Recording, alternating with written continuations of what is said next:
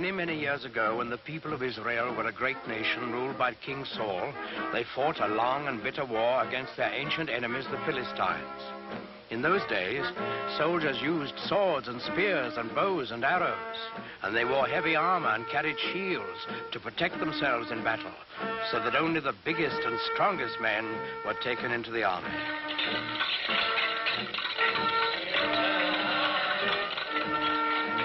Well, in this war, the Israelites and the Philistines were pretty evenly matched. They fought many hard battles, and each side lost many men, but neither side could completely conquer the other. Then one day, while the Philistines were camped on one side of the great valley and the Israelites on the other, there came out of the camp of the Philistines a champion of their cause, a huge giant, taller and stronger and bigger than any man anyone had ever seen.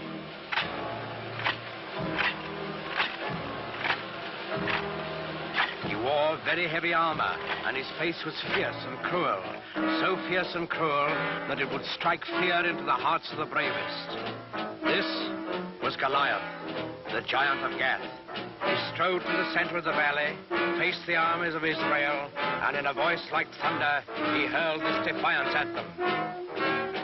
I am Goliath, the giant of Gath, and the Philistines have chosen me as their champion. You, soldiers of Israel, choose a man for you, and let him come down here and fight with me. If he kills me, we will be the servants of Israel. If I kill him, you will be slaves to the Philistines. I defy any man to accept my challenge.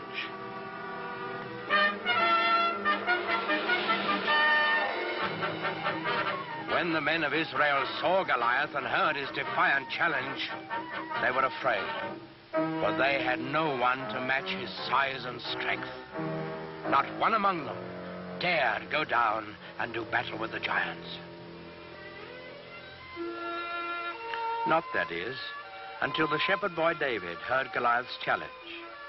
Now, David was just a boy. He knew nothing about swords and spears and fighting wars. But he was a thoughtful boy, too, and a good boy, because he believed in God and trusted in him. So, when he heard Goliath defying King Saul's army, he turned to his brothers and said, "In defying the army of Israel, Goliath defies God.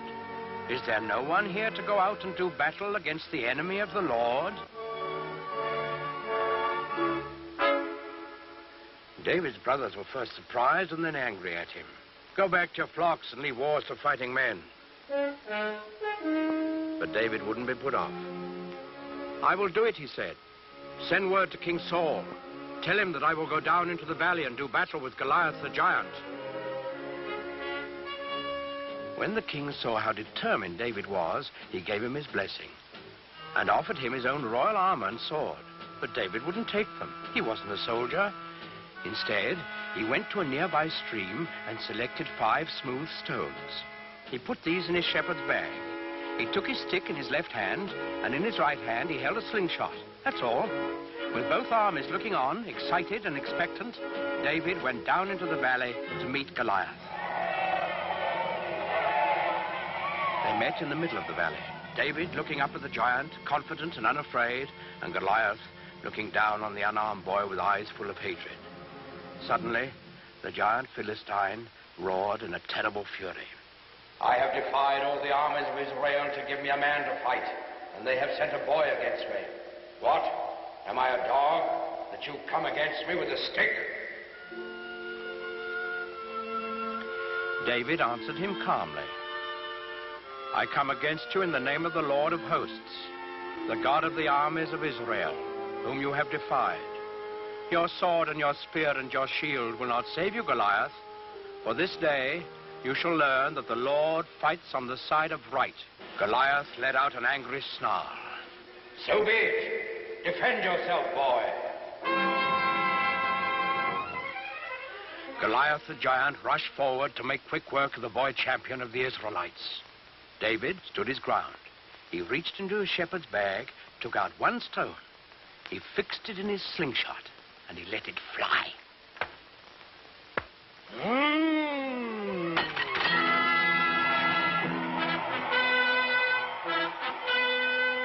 The giant was dead, and the simple shepherd boy, who trusted in God, had done what all of King Saul's army hadn't been able to do. David lifted his eyes to heaven, and he whispered a prayer.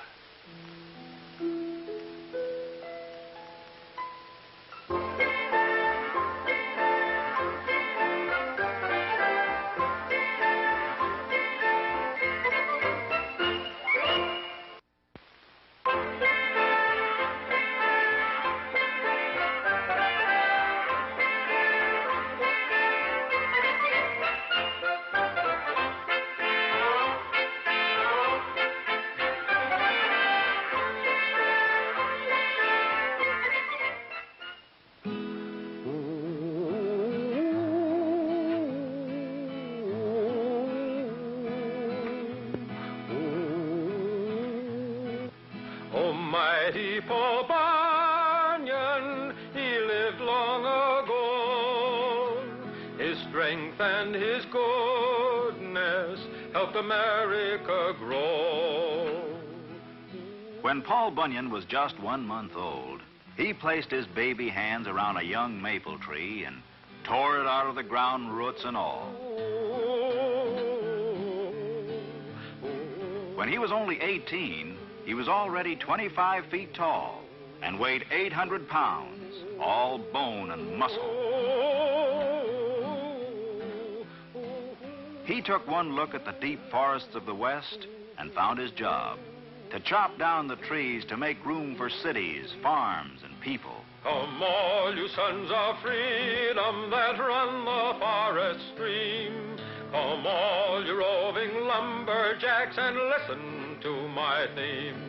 We'll cross the roaring rivers where the mighty waters flow, and we'll roam the wild woods over, and once more a lumbering go, and once more a lumbering go, and once more a lumbering go. We'll roam the wild woods over, and once more a lumbering go. Paul Bunyan was so tall, he covered miles with every step. Why, one day he started walking across the country. He walked across Ohio, Indiana, Illinois, and then stepped into the state of Wisconsin. There, he met an old farmer, his head bowed down with grief. The farmer told Paul his story. I'm going down the road feeling bad. Oh, my crops have failed and now I'm feeling sad. My family is hungry and we have no place to live. I'm going down the road feeling bad. And with 5 blows of his axe, Paul Bunyan cleared a space of 10 miles for a brand new farm. Thank you, Paul Bunyan, cried the farmer. You're welcome, said Paul, as he took an extra big step and walked from Wisconsin into Montana. Yes, Paul Bunyan did some remarkable things, all right. As a soldier in the Revolutionary War, he faced a whole line of cannon. As the Hessian soldiers fired at him, he picked up a tree trunk and batted their cannonballs right back, like baseballs. Once, when pirates were roaming the east coast of the United States, he splashed his foot in the ocean and started a wave that sank the whole pirate navy. Oh, and I almost forgot. He also built the Rocky Mountains. Paul grabbed a hill with either hand with a ring-ting-a-tim-ring-a-tid-not-nay and set them down so they would stand in a row. He built the Rockies up so high the topmost peak held up the sky with a ring-ting-a-tim-ring-a-tid-not-nay. Then came the biggest job of his life. The country had no inland waterway large enough for big ships carrying heavy freight. So, Paul Bunyan began to dig. Soon, he had scooped out hundreds of miles of earth. Now he wanted rain, so he clapped his hands together. And down poured the rain, until the holes in the earth were filled with the Great Lakes. La, la, la, la, la, la, la. Now, one of the Great Lakes was named Lake Erie, and the town of Buffalo was on its shore. It took just another day's work for Paul Bunyan to dig the Erie Canal from Buffalo to Albany, and the inland waterway was completed. In his later years, with his big jobs done, Paul Bunyan went back to one of his favorite hobbies, mountain making. But this was a mountain for children, a rock candy mountain. Oh, the buzzing of the bees in the popcorn trees near the chocolate ice cream fountain, where the jelly beans grow and the milkshakes flow down the big rock candy mountain. Oh, the children eat their fill of the whipped cream hill, and no one's ever counting. There's so much to eat, life is one long treat on that big rock candy mountain. Did Paul Bunyan really live? Well, nobody knows for sure. Oh, mighty Paul Bunyan, he lived long ago. His strength and his goodness helped America grow.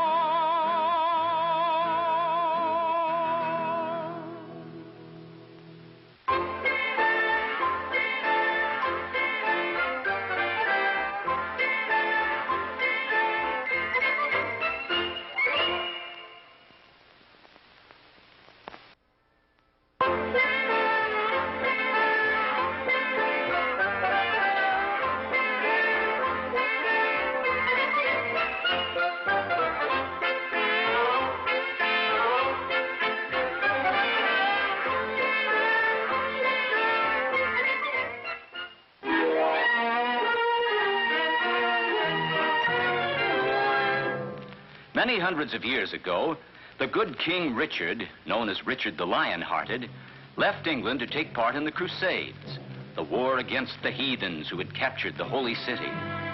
In his absence, he placed his brother John on the throne. As soon as he was king, John turned on the good nobles of the kingdom, stole their goods, and drove them out of England. Among these nobles were the old Earl of Huntingdon and his son, Robin.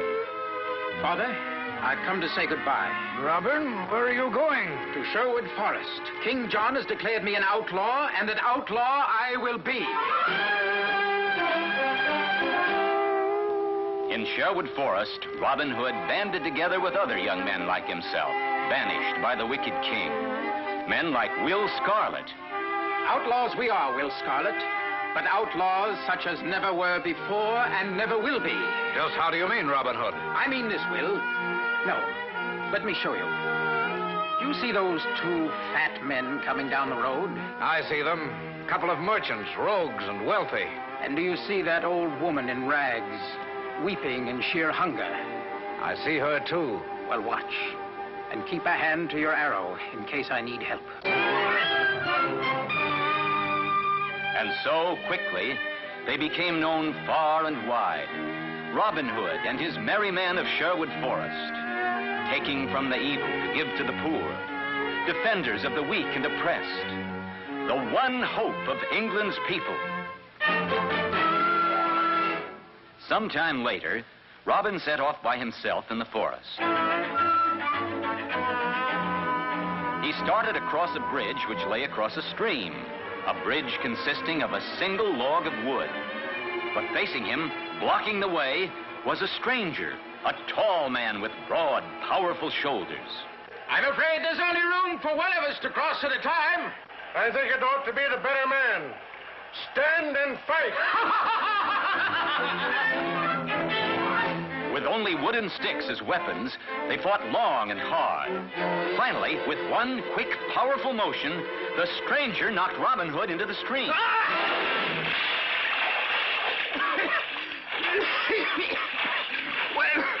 Well done, fellow. What do they call you? John Little is my name. John Little. Well, I'll call you Little John.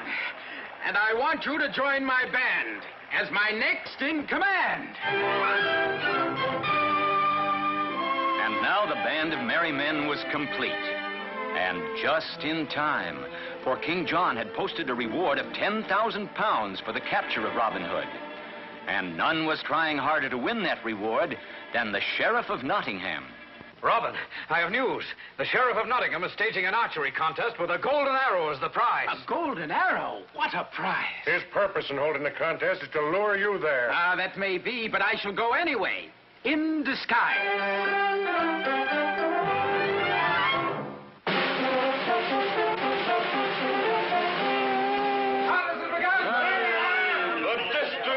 Will be 50 paces. You, that beggar over there, get out of the way. I? Why, I'm one of the marksmen, sir. You? A marksman?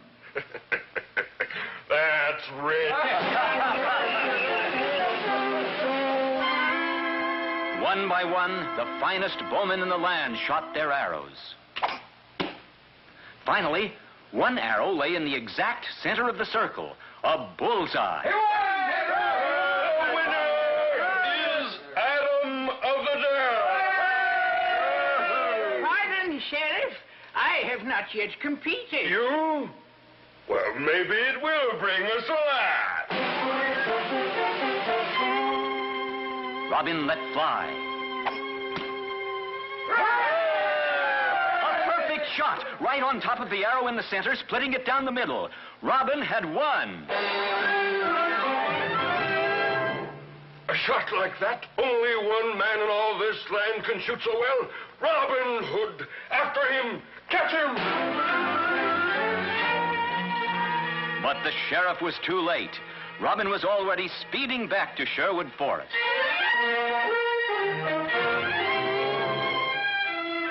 As Robin entered the forest, a knight appeared and challenged him. In the midst of their battle, the knight suddenly put down his sword. Enough. Enough. I didn't recognize you. What? Why, it's your majesty. King Richard the Lion-Hearted, back from the crusade.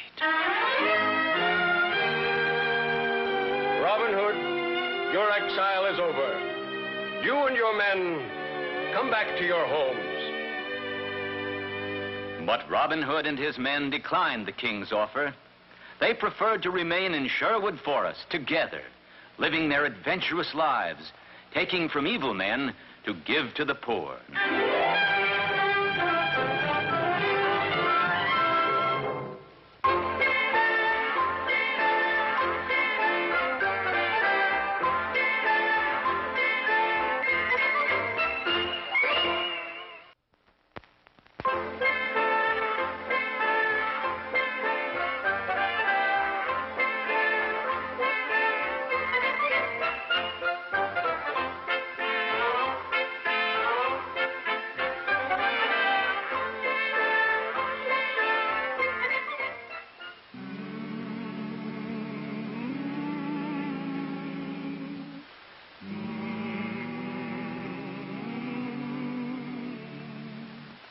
"500 years ago, there were people on both sides of the Atlantic Ocean, but neither knew about the other.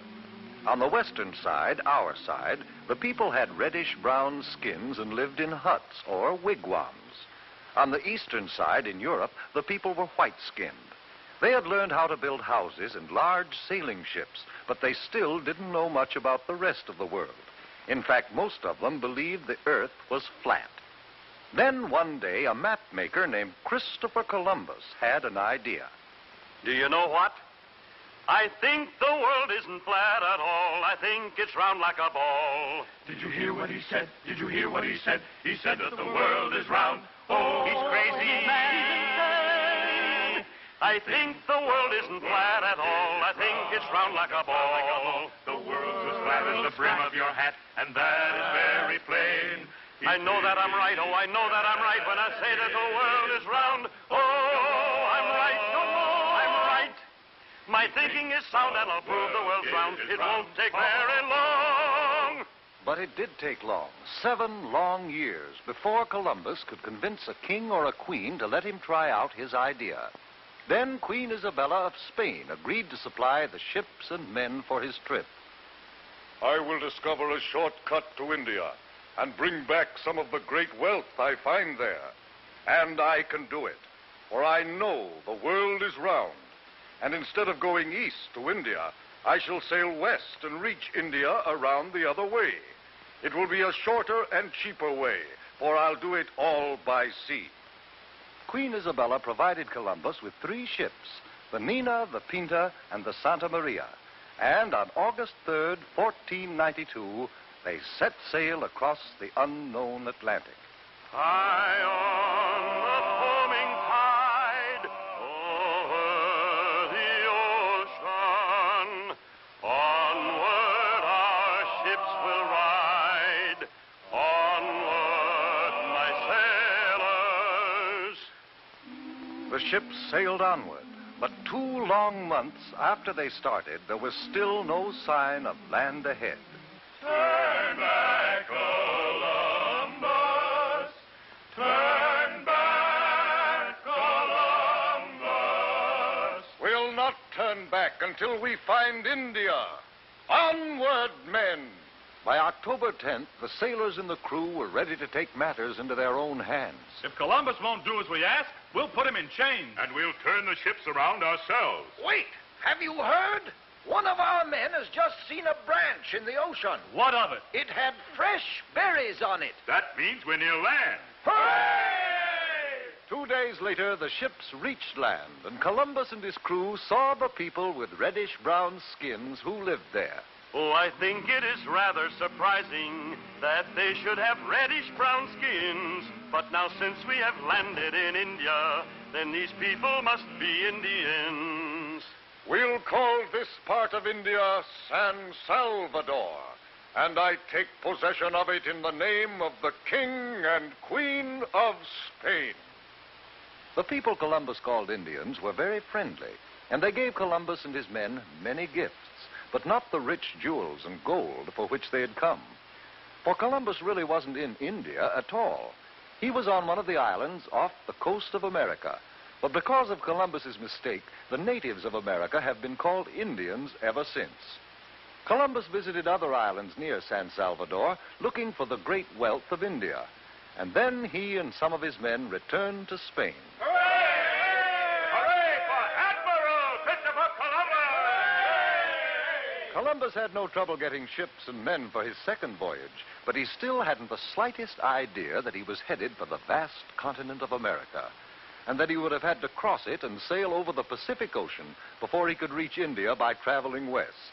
The men of Europe were no longer afraid of the ocean. Columbus made 2 more voyages, and other explorers followed. But each year on October 12th, we celebrate Columbus Day, the anniversary of that day in 1492, when Columbus first sighted the land of the New World, America.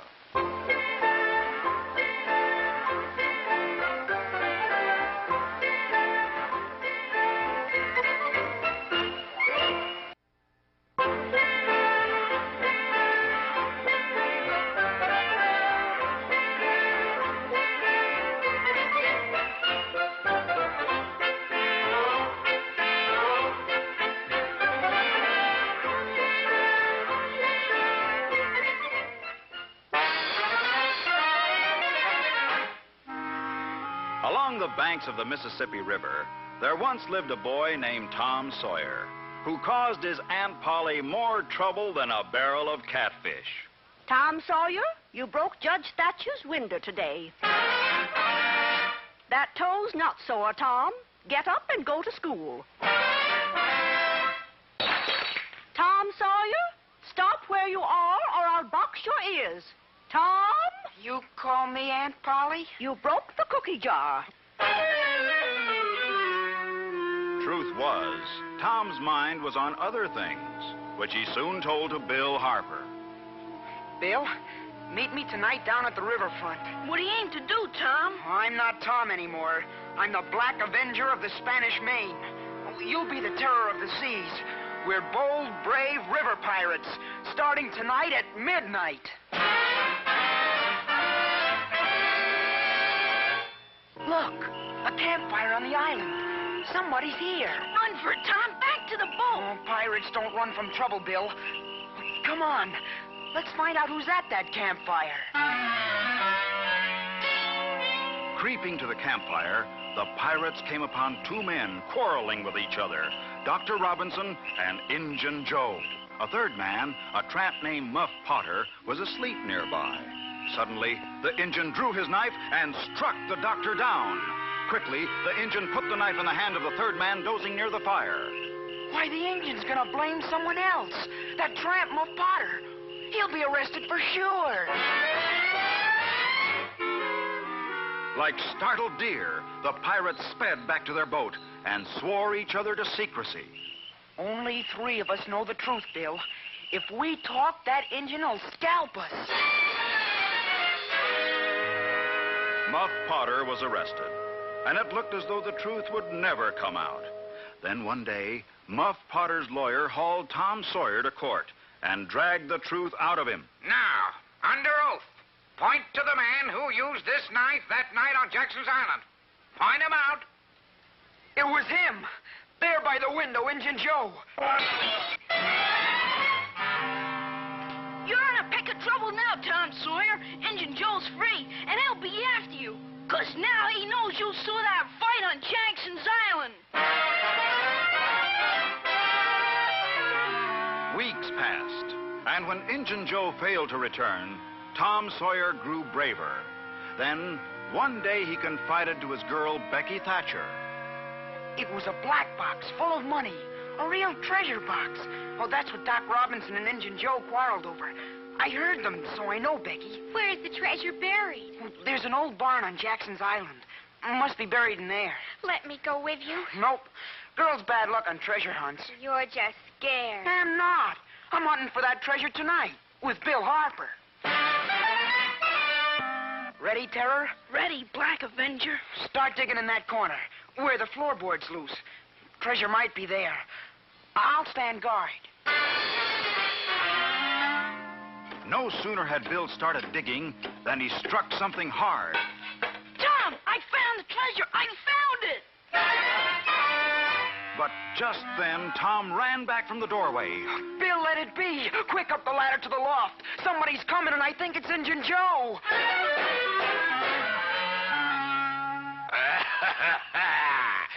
Somebody tries to steal money. I feel it. Carefully, Tom spliced their pants and shirts together, then tied one end to a beam. Soon, they lowered themselves to the floor. Leg it for the river now, Tom. Wait a minute. Injun Joe must have headed for the cave on the other side of the island. He's gonna rebury the treasure there. Let's go after him. Not me. I'm going home. Not long after, a ferry boat took a picnic crowd to Jackson's Island, and Tom invited Becky Thatcher along. Do you really think Injun Joe hid the treasure in the cave, Tom? Well, I'm not sure, but it would be a good place. Why don't we explore it right now? Suddenly, Tom tripped over something, fell to his knees. Becky, look what I tripped over, the treasure. That's wonderful. Now let's go back. Wait, I can't see the entrance to the cave anymore. Becky, we're lost. Grimly, Tom and Becky wandered underground. They had almost given up when they made a turn in the passageway, and then... Look, a light. There's the entrance. We're safe. Later on, Tom told the townspeople about the cave. They were sure Injun Joe would return to get his treasure, so they set up a guard and waited. One day, he returned and was caught. I give up. I go peaceful. Tom had helped catch Injun Joe, so he was a hero. And he had his share of the treasure, too. But all the money in the world couldn't keep him out of trouble, nor keep him from having more adventures.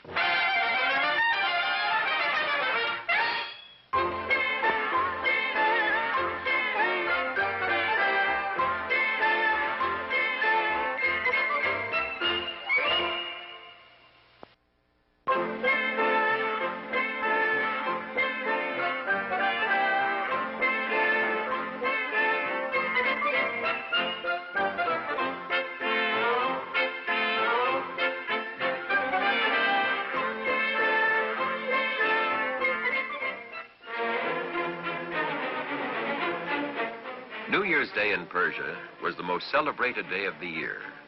Wonderful shows were prepared to entertain the king and the prince. At the end of the program, a lone figure stood before the king with a beautiful horse. Your Majesty, I beg thee, look upon this wondrous animal. It is not real, but an ingenious machine that will carry me anywhere I wish, just by turning a peg. Well, if true, it is indeed a wonderful animal. What is the price? It is not for sale, sire, but I would exchange it for a portion of your kingdom. Well, for such a trade, I must know more about this horse. My son, Prince Brahma, will test the animal for me. The owner started to show the prince how to control the horse. But before he could tell him all, Prince Brahma turned the peg, and away he flew. He doesn't know how to bring it back. It's a trick to kidnap the prince. Throw this man in jail until my son returns.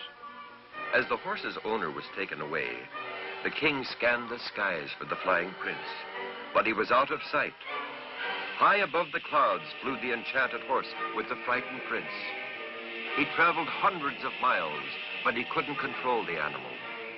He twisted the peg, but the horse continued to fly upward and onward. At last he found a small knob behind the animal's ear. He gave it a turn, and the enchanted horse started to descend. As he came closer to earth, the prince saw he was in a strange kingdom. I will be in danger if I'm found, but I can't control the horse. The amazing animal carried Prince Brahma toward a palace courtyard.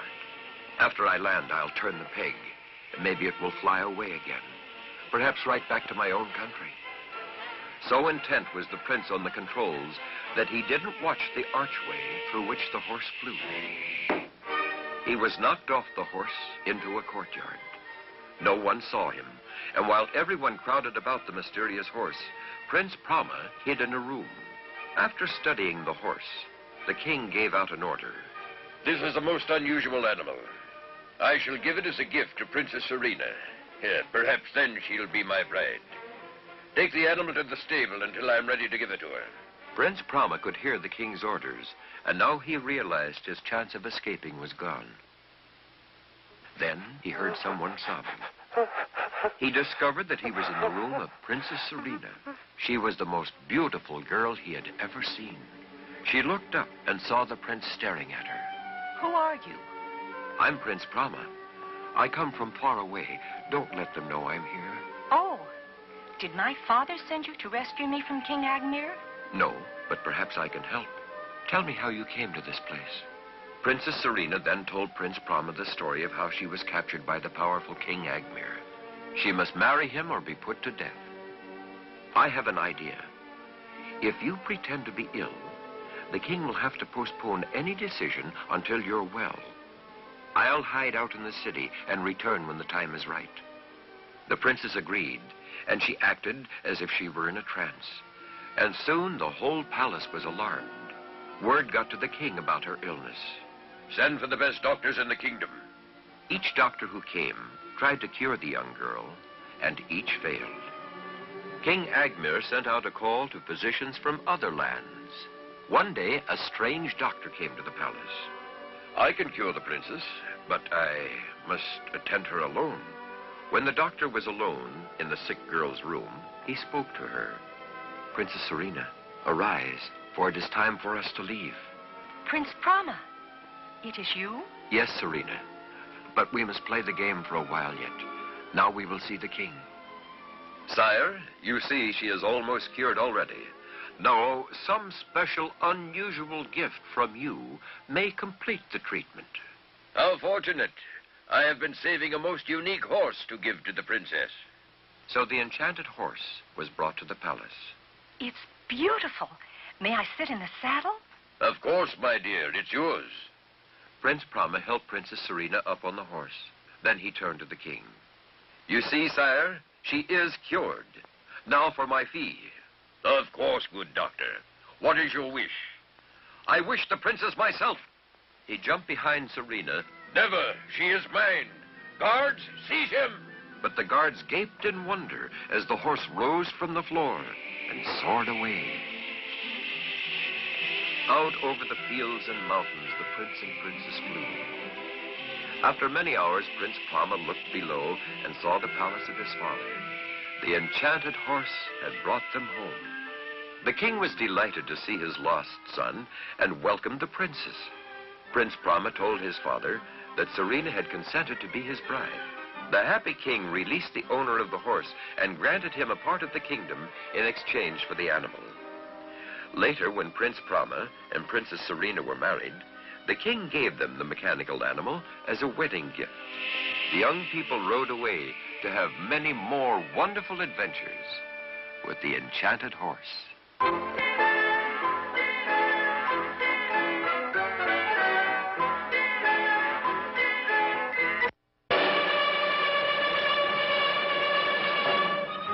Many years ago, the brave armies of Greece and Troy were locked in a long, bitter war. The Trojans had captured a beautiful Greek princess named Helen and held her within their fortress city of Troy. It did not seem possible that any man could break into the fortress city of Troy. For days, weeks, months, the Greek soldiers from their camp on a beach near the city assaulted the walls of Troy, but they were always beaten back. Then Ulysses, a great leader of the Greeks, said to his men, "I have a plan. It is dangerous, but if it works, the Trojans themselves will take us through the gates of their city." At the order of Ulysses, the Greek soldiers set to work cutting down huge trees, making the wood into planks. From the towers of Troy, the Trojan soldiers watched a big building grow taller and taller day by day until it was 6 stories high. And when the Greeks pulled away all the work ladders and scaffolds, there stood a huge wooden horse, 80 feet tall.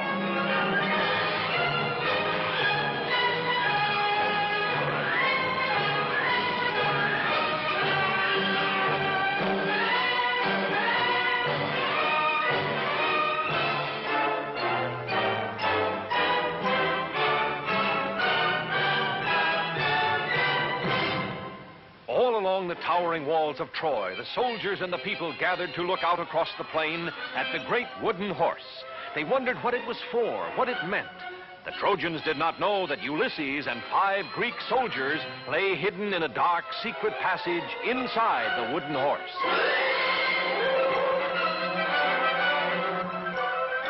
All through the night, fire blazed brightly on the beach. The Greeks were burning their tents just as if they were giving up their camp and sailing back home. When morning came, not a Greek ship or soldier remained, but where they had camped stood the great Trojan horse.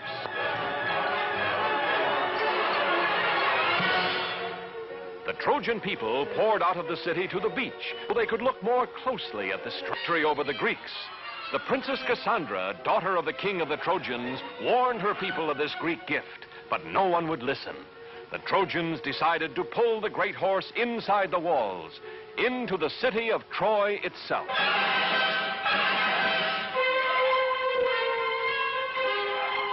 The Trojans tied thick ropes around the legs of the huge wooden horse. Hundreds of men took a hand at the ropes. Others lined up behind the horse.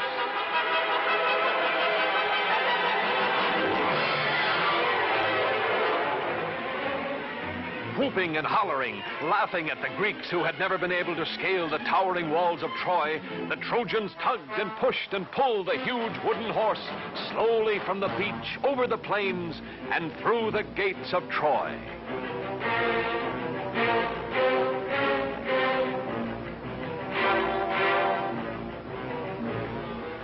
In the dark, secret passage of the wooden horse, Ulysses and the 5 soldiers lay quietly waiting. They could feel the horse being moved. What the Trojans had decided to do, neither Ulysses nor his soldiers knew. Suddenly, after a whole day and half a night, the Trojan horse moved no more. An hour passed. Still the horse did not move. Ulysses gave a signal. The soldiers felt their way silently down the dark, secret passage, following Ulysses. Cautiously, he opened the trapdoor. Just as he hoped, the Trojans had brought the horse inside the walls of Troy. The city was sleeping now, and the walls were unguarded. Ulysses drew his sword. He ordered the soldiers to follow, and he dashed for the main gates of the city. The Greek soldiers quickly tied the sleeping Trojan guards, while Ulysses scampered up the sentry tower. Holding a torch high above his head, he signaled to the Greek army, which had turned around and sailed back to the beach during the night.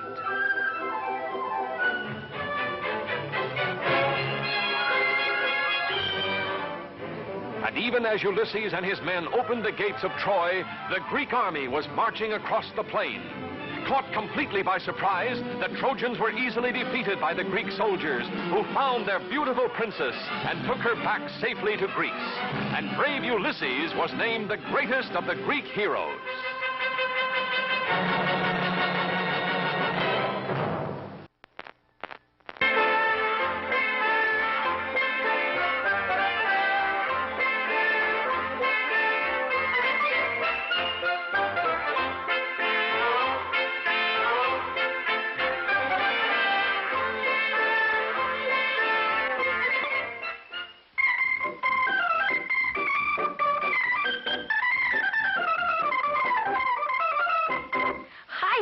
My name is Jim Hawkins, and I have a story to tell. A story of adventure. It all began with a map. This map showed the location of an island and buried treasure. Men were setting off on a ship to find the treasure, and I was to go along as cabin boy. An old sailor with a wooden leg got together a crew. He was our cook, and gee, I liked him right off. But what a funny name. I'll never forget it. Long John Silver. We worked all one night getting the ship ready to sail. The whole crew worked and worked and worked. Then just before dawn, we were ready to sail. We were on our way to Treasure Island. Once at sea, we all had a fine time. Long John Silver especially was lots of fun. Golly, he used to sit and tell me stories by the hour. Parrot sat on his shoulder and screamed,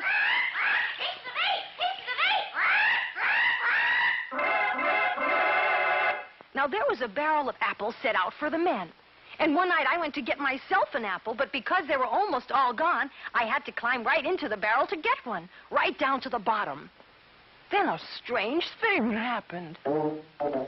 Just as I was about to climb out, I heard voices. Keep your eye peeled for that. It was Long John Silver and some of the crew. Now, me laddies, you're a smart lot. No need for us to return empty-handed.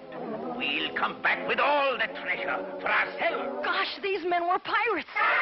But I knew their secret if only they didn't discover me. See ya, mateys. Have an apple. But just as Long John was reaching into the barrel... Land ho! That's it, lads.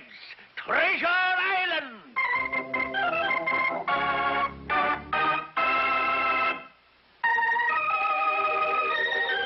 The whole crew went ashore. Loyal crewmen in one group, pirates in another, all looking for the treasure. Pretty soon I was all alone in the jungle when all of a sudden, from behind a tree jumped the strangest man you ever did see. He was laughing and laughing and laughing. Then all at once he stopped. Who are you? My name is Jim Hawkins, sir. Well, I'm old Ben Gunn, and you're a pirate, aren't you? Oh, no, sir, no. Well, I know that pirates are here looking for my treasure, but they won't find it. I've lived in this island for 3 years hiding that treasure. They won't find it now. No, they won't. Long John Silver. Yes, me hearties, it's Long John and me crew. And now, Ben Gunn, take us to that treasure.